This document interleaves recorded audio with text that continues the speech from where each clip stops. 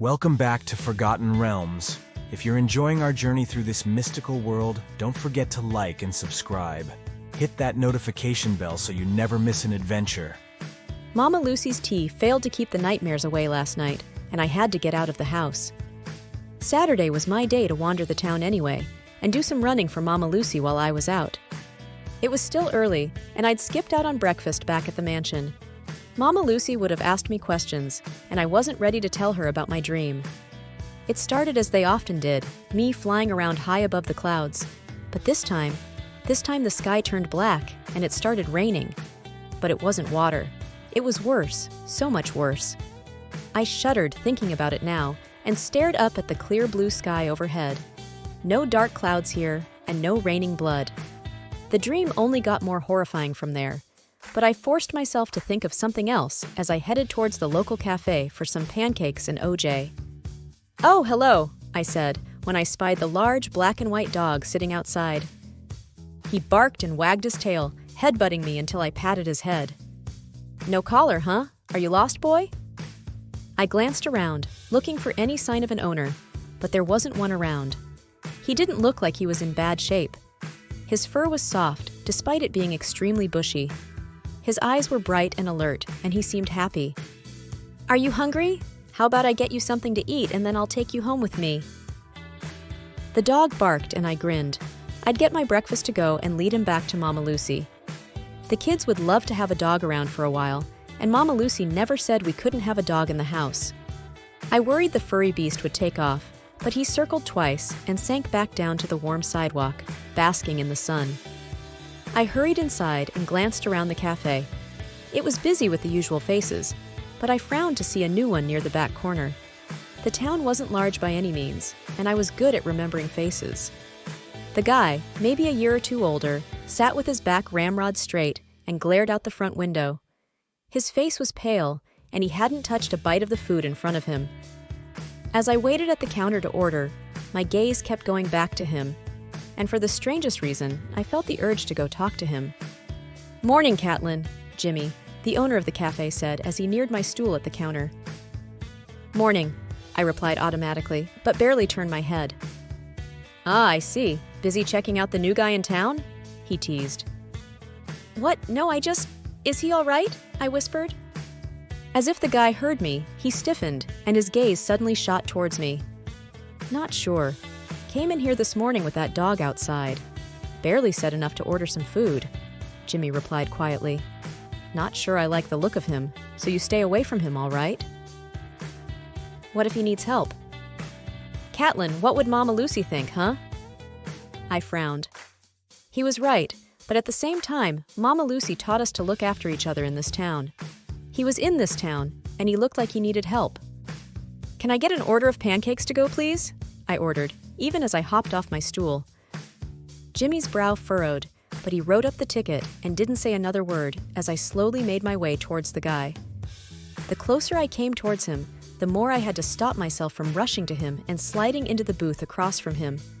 What was wrong with me?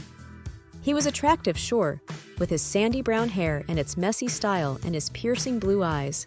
So pale they reminded me of ice in the winter. "Can I help you?" he snapped. I flinched. I laughed nervously. "Sorry, I just hadn't seen you around town before," I mumbled. "I usually remember everyone, but you're new. Passing through or coming to stay?" His eyes narrowed, and I felt his annoyance hit me like a punch to the gut. "Why do you care?" "Just curious is all."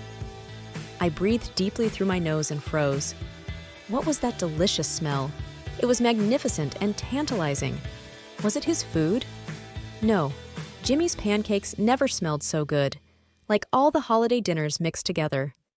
I breathed again, and he tilted his head, watching me. I stopped sniffing the air, realizing what I was doing, and that I probably looked like a crazy person. "Sorry, it's been a weird morning." "Sure," he said. "Right. Well, I just didn't know if you needed help or something." I watched him closely, but then my gaze shifted to the item resting against the seat beside him. It was wrapped in leather, but the light refracted off of something red and sparkling beneath it.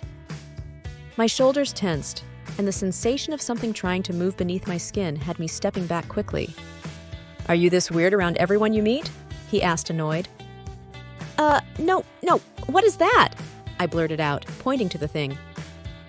His hand automatically went to it, and he glared at me. None of your business, little girl. Little girl? I snapped and fiddled with the silver bangle on my wrist. Seriously? I'm just trying to be nice and you're going to bite my head off? You haven't exactly been nice. I was worried about you. You look like someone's chasing you, I pointed out. All I was going to say was if you needed help, I know someone you would be safe with. He glanced around as if I'd brought in a team of other people to corner him. Who sent you?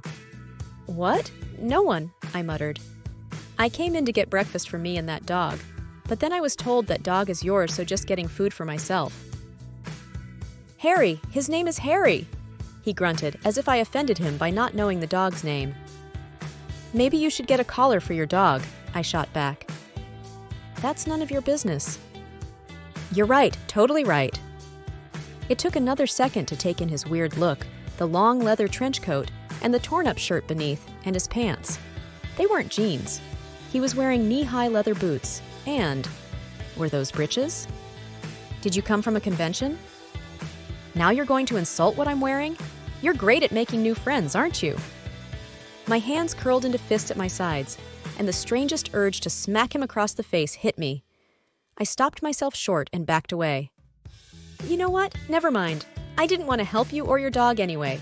Crazy paranoid freak, I mumbled and stalked away. I paid for my pancakes and grumbled as I stepped outside. I gave Harry a long scratch behind the ears and stomped down the sidewalk. I'd eat my breakfast in the small park, then do my running for Mama Lucy. That guy, he was such an asshole. All I tried to do was help. My steps slowed, and I frowned, realizing he might have been right. I had acted weirdly. I'd been sniffing the air like a dog.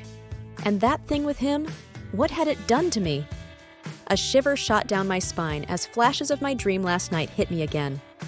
Didn't matter. I'd never see him again. I'd do my running, go home, and try to catch up on some sleep, and pray that whatever strange crap was going on with me was nothing more than a fluke. Thank you for joining us in the Forgotten Realms. If you liked this chapter, make sure to hit the like button and subscribe to our channel for more thrilling tales. And don't forget to share your thoughts in the comments below. Your feedback helps us create even more exciting stories.